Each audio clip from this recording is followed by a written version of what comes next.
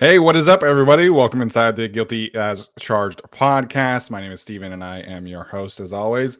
And joining me today is a very special guest, Mr. Russell Brown, who covers the NFL draft for Cover One. He's the national scout for them. They do great work.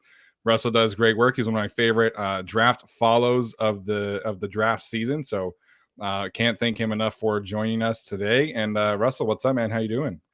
I'm good, man. I appreciate you for having me on. It's always fun jumping on new podcasts. Never been on this one before, so I'm excited because you get to talk about different teams, right? Like, so yesterday I did a Jets one. Today we're doing Chargers, so I'm excited to talk a little Chargers. Probably talk a little Combine, but appreciate you for having me, man. Yeah, of course. And if you're down, I'm down. We can make this a tradition for next year and going forward. So, like I Yeah. said, Russell does great work covering the draft. If you are watching this, you can follow him at Russ NFL Draft on Twitter, as it says on the screen here. So, make sure and check him out. So. Russell, let's get started with some combine takeaways. Obviously, we're a few days removed here from a general sense, what's kind of your thought process on really how much does the athletic testing for these prospects actually mean in terms of their draft stock? Yeah, it depends on position for me, right? Like an offensive tackle or an offensive lineman running a 40-yard dash doesn't really matter. Obviously, watching Andrew Voorhees do it and then end up, tearing an ACL, that's very unfortunate. But, offensive lineman running a 40 doesn't really matter. Now, if they absolutely bomb it and it's like a 6.5, that's a different conversation. But really, we've only seen one bad combine for an offensive tackle as far as 40 times, and that's Orlando Brown. So I think for the most part, it just depends on position. And I think each position has different drills that really matter, right? For edge rushers, that 40-yard, that vertical jump, that 10-yard split, that three cone drill, all that shows hip fluidity, explosiveness. Same thing for receivers, three cone drill. It's great seeing Jackson Smith and Jigba have a great three cone drill because his 40 time might not have been the best, even if he was fully healthy or whatever. But at the same time, it's like his game isn't long speed, it's shiftiness. And the shiftiness that I saw from him at the combine matches what I saw on tape. So that's what I like to see is what matches on tape and what doesn't. And you can kind of tweak some things, but if you're altering all of your rankings off of what happened in Indianapolis, we got a problem. So, I think it's just kind of case by case basis. Every player is a little bit different. But yeah, I thought this year was pretty good. I'm excited to talk about a lot of these guys from this past weekend. Yeah, as somebody who was in the stands about 18 rows up at the Rose Bowl 2 years ago, I am not surprised that Jackson Smith and Jigba kind of set the record there for the short agility stuff. The man can play. I mean, like you said, definitely not like a burner by any means, but I'm excited to see where he ends up. So you mentioned I guess kind of the process here. I don't necessarily want to talk a ton about quarterbacks because the Chargers don't need one. Right. But what do you make of what Anthony Richardson was able to do? I mean, obviously, people, in my opinion, are kind of over talking the like project sentiment that's on social media. I knew he was athletic, man, but being the most athletic quarterback that we've ever seen at the combine, what do you think that ultimately does for him in his case to be a top draft pick in this class? Yeah, I mean, the conversation has always been for him, is he going to go top 15, top 20? Is Detroit an option for him at 18? Does he go to a place like potentially the Jets at 13? Well, news flash for everybody, he's not going to be there. He's more than likely going to be a top 3, top 4 pick, and certainly a top 5 pick. I think a pretty good chance he ends up going first overall, just simply because, as you Mm, mentioned, the most athletic quarterback we've ever seen at the combine. And we know how teams operate. If they can get their hands on that, they put trust in the fact that their coaching staff can mold a guy. And he is actually a lot further along than I think a lot of people give him credit for. Like his footwork in the pocket's relatively good, and consistent. His ability to navigate in the pocket and step up and shift left to right is spot on, solid, pros pro. And you got the arm strength there. And it's something that with him, you don't need to teach him how to throw a deep ball. He can just simple flick of the yeah. wrist. He's just got to learn touch and anticipation. So I think that's the big thing with him. Those seam routes when he's playing against Georgia, he'll throw a seam route and he overthrows it by 5-10 yards. And I don't know if that's because he got dinged up in that game or not. But he is somebody that you put all your chips on the table, because there's a chance that if he turns into a guy that ends up being like Pat Mahomes, a Josh Allen, you are getting an absolute stud. And I think he is that, a guy that's going to end up going a lot sooner than people think. And people are going to probably discredit what I'm saying, or disagree with what I'm saying. And that's fine. But I mean, there's a reason to why the odds have shifted so much. And I know Yeah. that's happened in years past, but when it happens with a quarterback, it's for real. That's legit. And again, I think Indianapolis moving up to 1, or Houston at 2, or even a team like Carolina moving up to 1, it just makes sense for them to go after a guy like Anthony Richardson.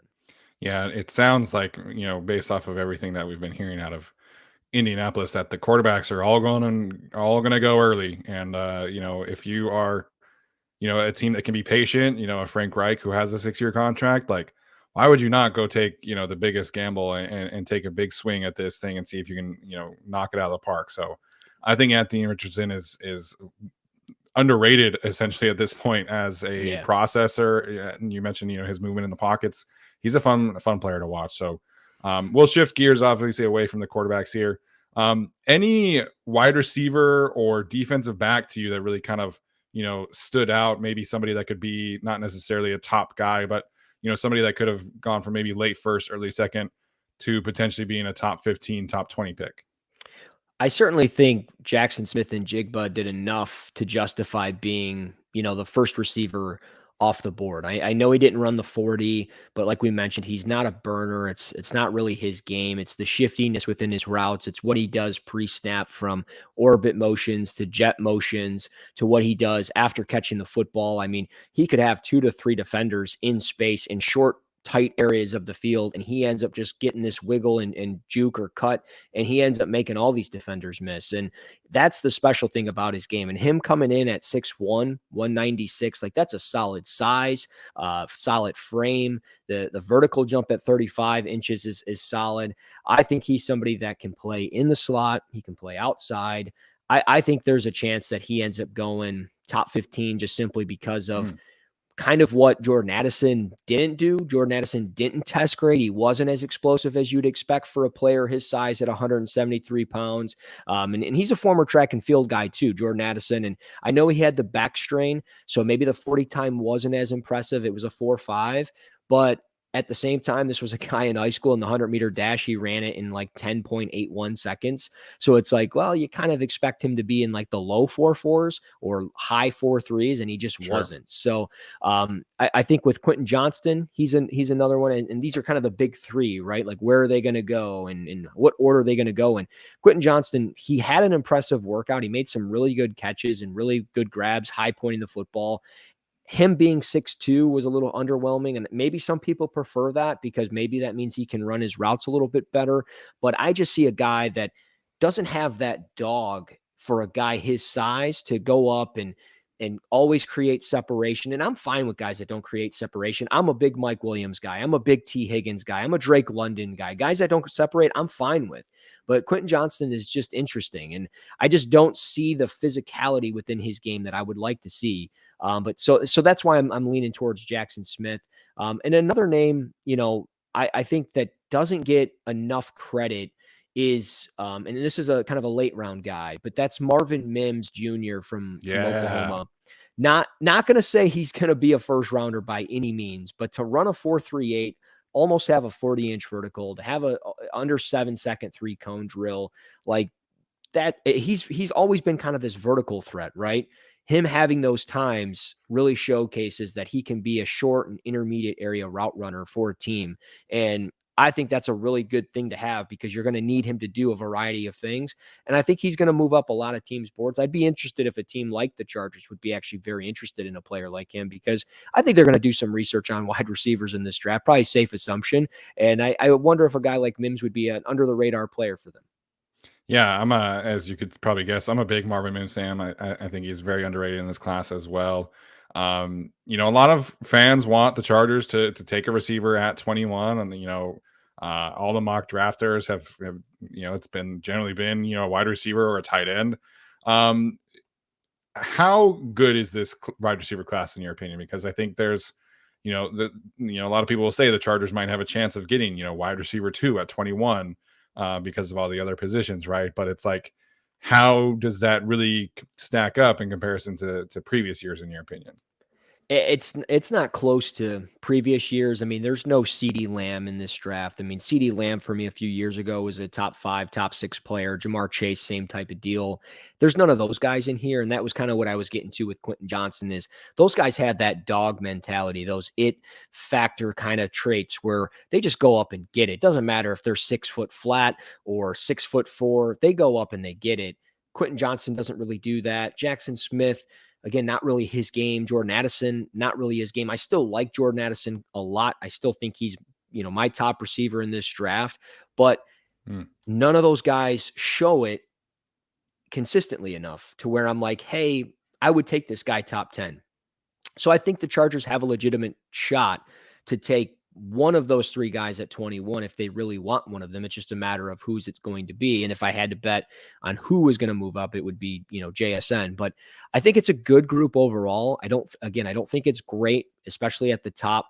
I think there's a lot of mid-round guys that are really interesting. As we mentioned, Marvin Mims, another name, Charlie Jones from Purdue. He's like just quietly had a really good combine, and I don't know, like, if enough people really realize that like, hey, he actually had a good overall combine, and he's not going to be a super high draft pick, but he's going to be somebody that goes in and he competes. He goes in the 4th round. But then you go into, Jalen Hyatt from Tennessee. You have Cedric Tillman from Tennessee, who I like as a true X receiver at 6'3", like 201, 205. So I think you can find a lot of day 2 value in this draft. And I don't want to say like you're going to get the same results as a day 1 receiver that you draft, but I think it's going to be a lot closer as far as production over a 5-6 year span for a lot of these guys. I think it's going to be a lot of same production. So are Quentin Johnston, Jordan Addison, and Jackson Smith and Jigba kind of far and away like the first round receivers for you?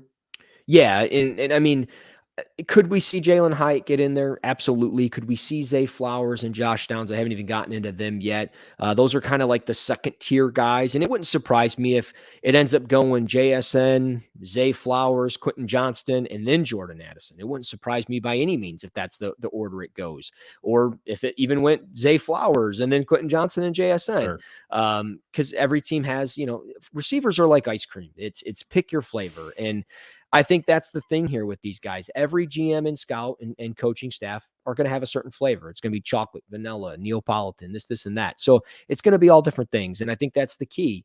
And I think Flowers and Downs have a shot to get more so in the back end of the first round. It wouldn't surprise me if a team like Kansas City falls in love with the Zay Flowers and they have so much draft capital, they move up and get in front of a team like the Chargers and get Zay Flowers, just because there's a lot of potential there.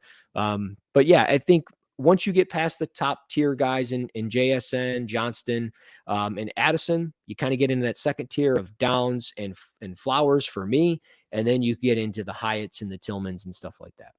I gotcha. All right. Like I mentioned, obviously a lot of guys have a lot of draft analysts have the Chargers taking a tight end. I know Dane Brugler has taken Michael Mayer in pretty much every mock draft he's done for the Chargers. Lots of love out there for Dalton Kincaid. Obviously Darnell Washington, another physical freak of nature from this past weekend.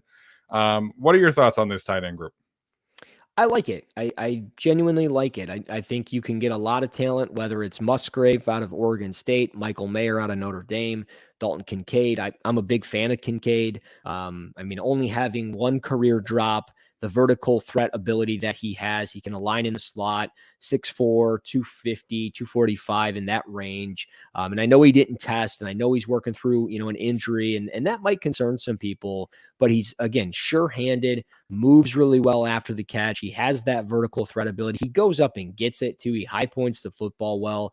I think in today's game, the type of tight ends that we've seen in the past from, Zach Ertz, Dalton Schultz, Dallas Goedert, Kincaid falls into that. Michael Mayer out of Notre Dame, he's more of like that. And I hate using another Notre Dame guy, but he's kind of like that Kyle Rudolph, right? Like that boring tight end, but he's just super consistent. And he didn't test off the charts. He wasn't overly explosive, but when you watch him, that's not really his game. He's always been a pretty good route runner. He's always been the short and intermediate, underneath guy for an organization or for a Notre Dame team. He'll be the same for an organization. He's going to be in a first round somewhere. He might not be the first tight end off the board. And a lot of that could be because of a name I haven't gotten into in Darnell Washington out of Georgia. I mean, how can you not drool over a 6'7", 265-pound tight end that ran a 4.64, had an impressive one-handed catch? I mean, yeah, it's crazy how big this guy was. And just watching him back in September and October, it was like, okay, this dude's legit. And people I talked to at the Senior Bowl were like, he's easily one of the 10 or 15 best players overall in this draft. And I'm like, well, I think you're nuts for saying that, but each to their, each to their own. Sure. But yeah, he could go a lot sooner than people think. And maybe he ends up being a guy that the Chargers really like just simply because of overall fit and kind of the blended tight ends that they've taken in the past. Some of those bigger size guys, you think of like Donald Parham and stuff like that. So maybe they fall in love with a guy like that just simply because of overall fit. Yeah, I've always made this comparison on our show. It's like if Donald Parham went to Georgia and were draft eligible instead of doing the XFL route, like how high would you take him? And like, if you're taking like the best case version of Donald Parham as a prospect, like how high would that person go? And maybe that's an underselling what Darnell Washington is. I certainly was not expecting him to go out there and run a 4.6 and Yeah. be fourth in the agility drill. And I think he had himself a day. I knew like that he was going to go and be like the biggest sled mover, right? Like that was not a surprise to me, but the Right. way that he moved in the short area, I think was the biggest surprise there. Yeah, no, absolutely. Cause that's not really his game. I mean, he doesn't run a bunch of routes like that. Like a lot of his routes are kind of rounded. They're kind of, dig routes or out routes. And there's nothing really flashy to it, or he runs up the seam and he makes a great adjustment. Like he shows great body control and adjustment to catches, but he doesn't really show that shiftiness. And there were times that, and I mean, he must have definitely cut some weight because I don't think he was playing at 264 during the regular season. Wouldn't surprise me if he was more like 270, 275. And that makes a difference. So a lot of people have said like, oh, he's a sixth offensive lineman for a team. And that's fine. I mean, teams that want to run the football, they want to have an extra blocker. That's a big plus. And then you bring in the guy that can actually go out and catch. I think Washington has a lot of desired traits and skills that I think teams are going to really like. Yeah, absolutely agree there.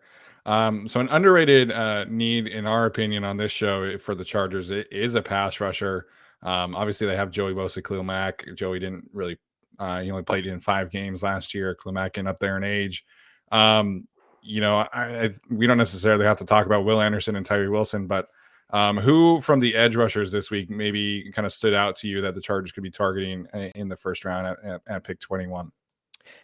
The first guy is Lucas Van Ness out of Iowa, 6'5", 270, 34-inch arms, ran a 4.58 for people that love the 40 time stuff. But the 10-yard split at 164 at that size is really impressive stuff. He's more of a speed to power type guy. He's going to use his length. He's going to have that power on display consistently. And I love his skill set. I mean, he the more you watch of him, the more you really like him. And he's versatile. I mean, there's times you watch him, he's plugged down as a 2-eye, he's in a 4-eye, he's standing up outside. So I think the Chargers can use him in a variety of ways.